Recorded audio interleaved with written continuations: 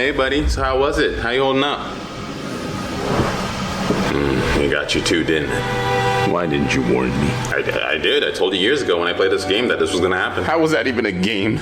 I didn't play it. It played me. A lot of people who played The Last of Us game thought of it as a masterpiece, and then the second one came out. And most of them were quite upset at the direction that it took. For everyone that's angry at this, apparently, based on the sales and the ratings, a majority or a huge swath of people did not like The Last of Us 2. You can see the colossal difference between the ratings of the first one and the ratings of the second one. And just so you know what you're working with, the people who are mostly scoring it 10 out of 10 are saying reviews like this. That aside, you can also see the difference between the sales. The Last of Us Part 1 sold 30 million copies, while the sequel that a lot of people hate sold 10 million, or about 10 million. Fans are making the argument that the reason it even sold that much in the first place is because of the love from the first one and the following. So of course, you're going to follow as a fan the second one if you had love for the masterpiece that was the first. I mean, that's what happens. The franchise already had a large following from the first part, so of course lots of people are going to buy it because they thought it was going to be fire like the first one, only to realize that it was a sopping wet mess, but by that time it was already too late,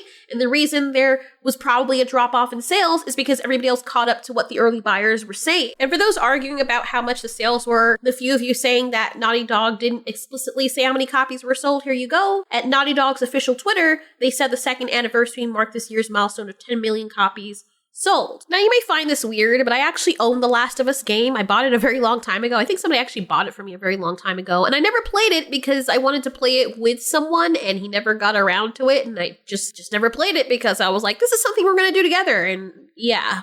And actually, it's still in its case, still wrapped in the plastic, untouched, unopened. Yeah, still sitting in there.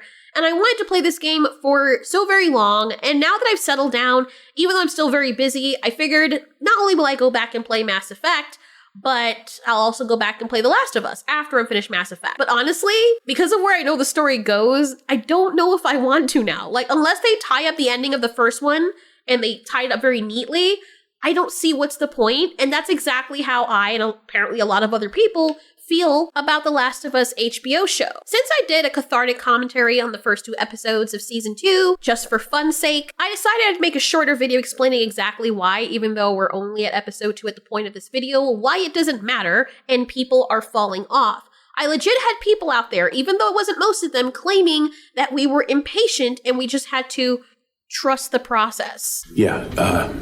No. Somebody even used the analogy of somebody cooking in the kitchen and us criticizing the meal before it's made. But as I said to that person, if I see someone throwing cat shit in as one of the ingredients, I'm sorry. I'm out. That's not going to make it appetizing for me, no matter how much you tell me to trust the freaking process. That's disgusting. There's no point in waiting for the meal to be made because you're throwing in cat shit. Do you understand? Like, that's kind of what the writing is for me personally with The Last of Us. Then you had other people who were claiming that we were being ridiculous for thinking that Ellie was mad at Joel for the entire 5 years. And it's not like it's up to us to read the writer's minds. Now, there are a lot of people like me who didn't watch the trailer before having watched the episodes because crazy, we didn't want to be spoiled. There are evidently going to be flashbacks later, of course, but even so, if you have those flashbacks that later show Joel saving Ellie more recently from something else, the way they constructed the first episode and then ended the second completely killed any curiosity the audience might have had. In a well-structured story, you keep people curious by giving them enough to be intrigued, but not enough to feel misled or frustrated, especially if the characters are shit. You create questions that make people want to stick around for the full picture. But in this case, the setup was so sloppy that instead of feeling intrigued, most of the viewers ended up feeling really disconnected, like what the hell, there wasn't enough to keep them around to draw. They didn't trust the process because the writers did not earn that trust. Anyway, I'm gonna get into why so many people in the audience in general believe that Ellie had been mad at Joel the entire time, and why they kept thinking that. And part of it's because the first episode was put together in a very haphazard, disjointed way that led the audience down that path. But that's what I'm going to get into in this video. Now, this isn't to say that people shouldn't like it, or I'm not trying to shame the people who do like it, because if you genuinely like it, you just like it. I thought that episode 2 was very entertaining, even though it still had bad writing. However, let me spell it out in layman's terms why the writing doesn't work, why people are falling off, and why the whole trust the process speech doesn't really work in this case. First thing I gotta say, Joel's dead. Most of the people that liked the first game liked it because of Joel or because of the relationship between Joel and Ellie. There's nobody I know personally that only plays the game for Ellie. Full stop. Period. That's it. That's literally what they sign up for. At least not this version of Ellie. Why? Because she's extremely unlikable. Why is she unlikable? Because she has no accountability. She doesn't listen to anyone. She's super full of herself when I don't believe that was properly earned. That's my opinion. I think I mentioned before, she puts her friend in danger by not listening or thinking she's better than everybody else based on her actions and her thinking she can do everything and that she's stronger and better than everyone because she's immune. She's depicted, at least from the surface, as being very ungrateful to Joel and the people of the settlement in the way she behaves towards them. If people sign up for the franchise or stayed because of Joel or his relationship with Ellie, they killed both of those things this season by making Joel kind of feel like a background character just before just killing him off. And before that point, everyone's mad at him and lecturing him and talking down to him and treating him like shit. Ellie most of all.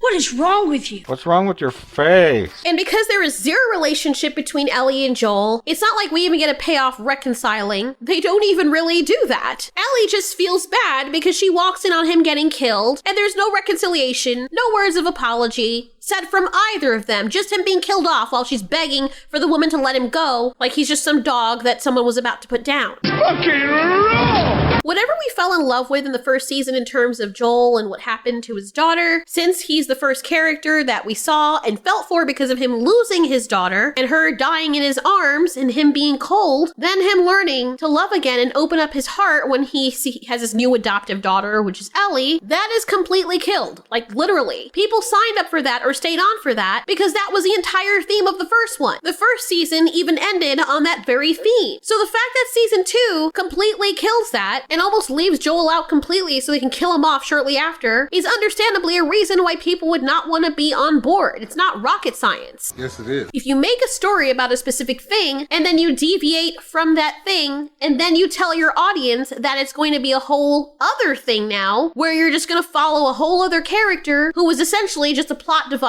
for the spiritual and emotional growth of the primary character that you started the season with, sorry, but you're gonna lose your audience. It's the same thing that happened with House of Cards when they fired Kevin Spacey and killed him off screen and then told everyone, hey guys, we're gonna follow Claire now, his wife, who only worked well to balance him out, not because anyone actually liked her or wanted to watch a show just about her when the show started with and was primarily about Frank. Fun fact, by the way, my first video that I did on this channel was about House of Cards. See, and that completely tanked the show. Same thing happened with Rick Grimes in The Walking Dead. Nobody wanted to sign up or stay on for that. And even though we like Michonne, Rick was the main character that we started the show with. It was understandable when we killed off Shane. I love Shane. He was my favorite character, even though it was very heartbreaking because Rick was still there. And then you remove Rick from it. I would give the example of The Mandalorian and taking the Mandalorian out and just leaving in Grogu, or Baby Yoda as people call him. But people actually like Grogu. However, what The Mandalorian is known for is his relationship with the Baby Yoda thing, and that's what people sign up for or they stay on for. Dude took his helmet off for Baby Yoda, which was like a really big payoff for everyone. That was his ultimate sacrifice because that was the one thing he was never allowed to do in front of anyone. And he loved Grogu enough to do that for him, to break his staunch principles for him. As I said in the previous videos, Pedro Pascal is basically playing exactly the same character, doing exactly the same thing in both those shows. And he ends up getting sidelined or thrown away in both of them as well. But at the very least, in The Mandalorian, he ends up sort of kind of with a happy ending, which is like, okay, I can live with this. So yeah, this is a big FU to the fans by just killing off Joel, very disrespectfully, might I add, the very main character that you started off with. And it wasn't even a sacrifice or him doing something heroic for Ellie. It's just the Fireflies wanted revenge and they found him and they killed him right in front of her. And now it's gonna be about her and Abby, the character that ended up killing the main protagonist that everybody loves. Now we're supposed to follow these two girls, and the question is, ¿por qué? Why? What process are we supposed to be trusting here? That he'll reanimate and come back to life? Speaking of which, I mean, that's kind of the only way I could understand, like that's the example I gave in the commentary videos, is if they were to bring back Joel, where he's not really dead and he becomes like part of the cordyceps or something, and then he has to fight that nature to protect Ellie, like the whole Skyline storyline thing. Skyline was badass, by the way, and he was basically fighting becoming one of the aliens because of the love to save his freaking wife or girlfriend or whatever and their unborn child.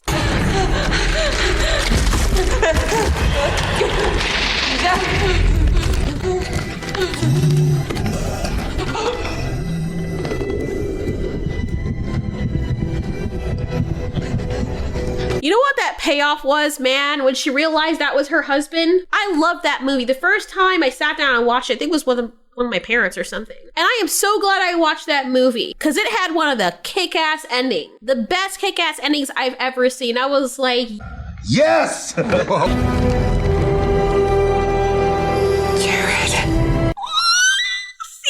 say what you want. It was a dumb movie, but I actually loved it. Tell me why this had a greater payoff. But anyway, as stupid as that whole story sounds, that concept, in my opinion, it would be way more interesting than what they're doing here. Trust the process, my ass. Also, I want to address the people that think everyone is stupid for thinking that Ellie was mad at him for the whole 5 years, or she was mad at him for saving her. Here's a refresher on your own show.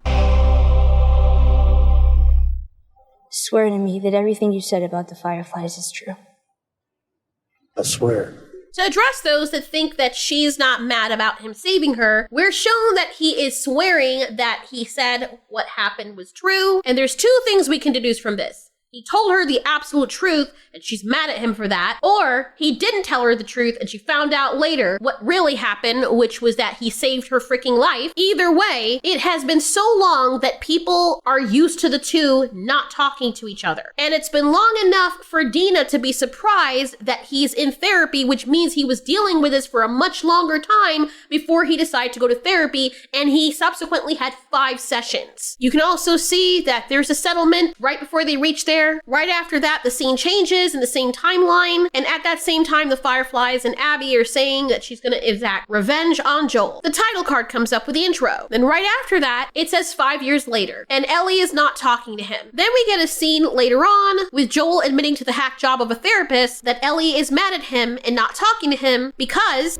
I saved her. he saved her from the Fireflies, which is what he said in the beginning. That's cause and effect. And if that's not the case, then it is the fault of the writers. I can't even really fault the writers for this one specifically, at least not at face value, because they did show us in the very beginning Joel explaining why he saved her, and then 5 years later, Ellie's not talking to him. He said she's mad because he saved her. As for the people thinking that's not the reason she's mad, I don't understand what is such a hard concept to grasp about that. It's laid out bare right in front of you in the freaking intro, and in the very first episode. Now, even if it wasn't the full 5 years that Ellie had been mad at Joel, it's clear from her behavior that she'd been holding on to a grudge against him for a very extended period of time over the fact that he lied to her. But when you break it down, the truth is that he saved her from being killed by the Fireflies, who were going to take her life for a surgery she never even really gave consent to die for. That again isn't a guarantee that it will work. Yes, she didn't know that Joel was going to save her and she didn't get a choice in that regard, and that's valid,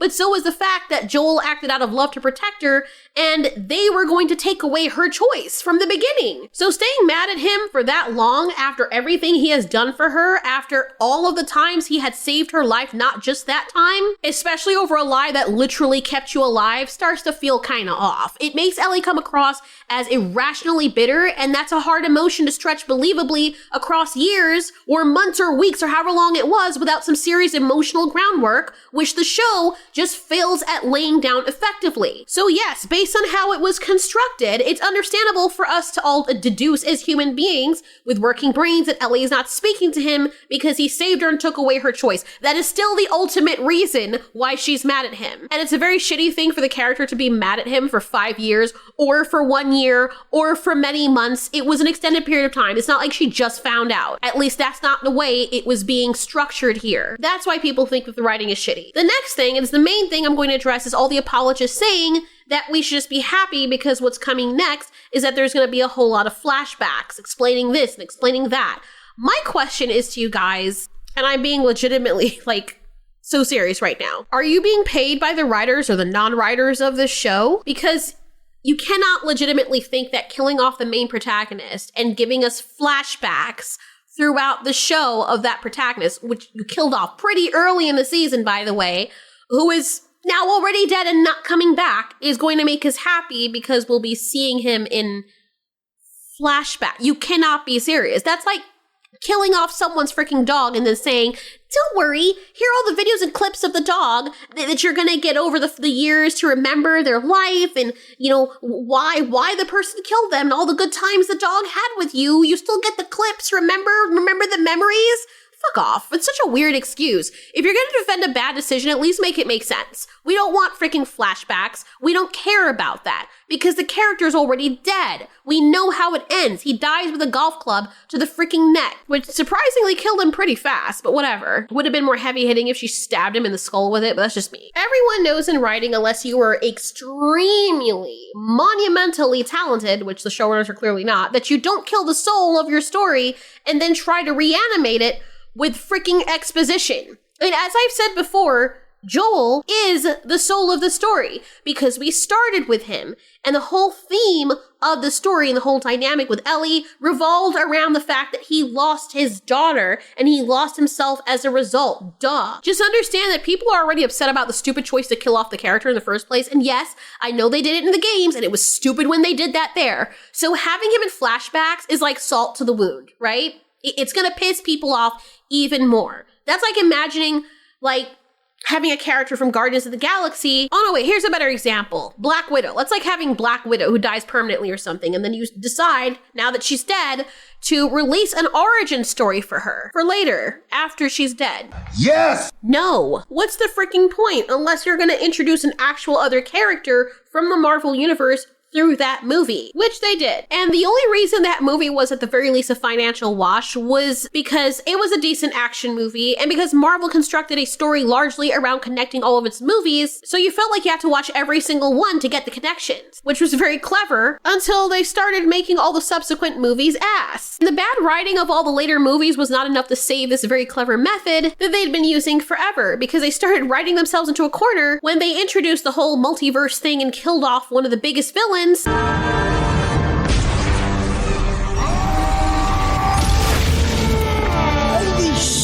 we could go back and find a whole bunch of smaller, more insignificant villains. Nobody cares because the biggest stakes in the thing everyone was really champing for and everything was building up to is now gone. The thing that I do give Marvel is that you still have a repertoire to pull from when it comes to other heroes and stories to tell.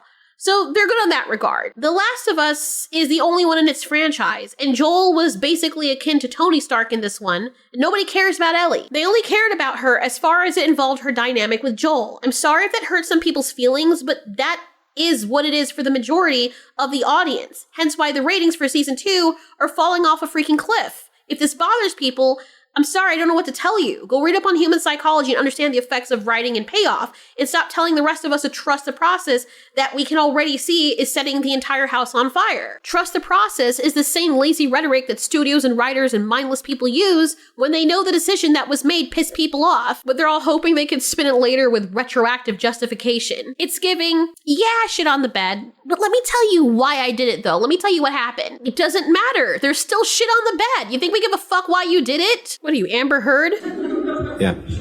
Anyway, I hope this explanation is enough for the people who didn't want to watch the hour-long ranting videos of me yapping, but if this doesn't clear it up for the confused people, I'm sorry. There's like comprehension classes you can take or something. I'm sorry I'm being a bit pitchy, but that's the kind of energy that y'all were giving the rest of us, making it seem as though we're stupid for just pointing out and criticizing the very thing the writers themselves did. On another note, follow the source material. I do adhere to that. I do agree that people should stick to the source material. Unless it's ass. The problem with people bitching about the source material and people deviating from it is when the source material is well loved by fans and already has a lot of sales, and then they bring in that audience and then change it, and then make it far worse because they fixed something that didn't need fixing. Everyone already universally liked it, so why did you fix something that was supposedly fine? It's giving that woman who was supposed to restore that Jesus picture, and I don't know if she lied on her resume or something, but she got to work. And this is how it came out. It's like she had a vendetta against Jesus and tried to make him look like a demon instead. Did you get... Bro, that was one of those cases, like I'm talking about, where you probably should have just left the original alone. It would have been better than whatever the hell it was she was trying to do. She probably realized in the middle of it she was messing up, and she's like, you know what? I'm going to commit to finishing because I'm not a quitter. But if the source material is already bad, because you ruined the source material, which is funny because a sequel of The Last of Us is basically botching the source material itself, which was the first game, then yes, you can change it because anything that you do at that point is going to make it better. But the one time they should have deviated from the source material, they chose not to. Yet with everything else, where the source material itself or the lore of the source material is already a masterpiece, they deviate from it, thus making it worse. Make it make sense. Or in the case of The Last of Us show, make it not.